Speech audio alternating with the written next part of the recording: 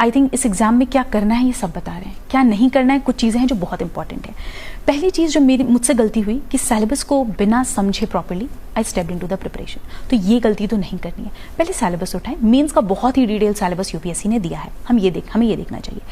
उससे ये पता चलता है क्या पढ़ना है। अब आता है सवाल कितना पढ़ना है।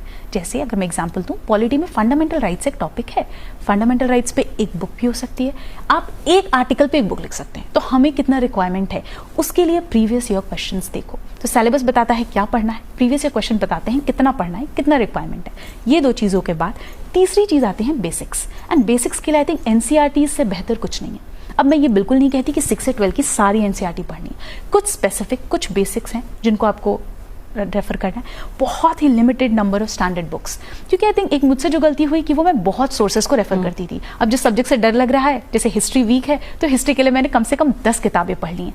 आप उसको कंसोलिडेट नहीं कर पाओगे, आप उसको रिवाइज नहीं कर पाओगे, तो अल्टीमेटली उस नॉलेज का कोई यूज़ नहीं है। तो ये भी मैं कहूँगी कि बहुत ही मिनिमम बुक लिस्ट रखो।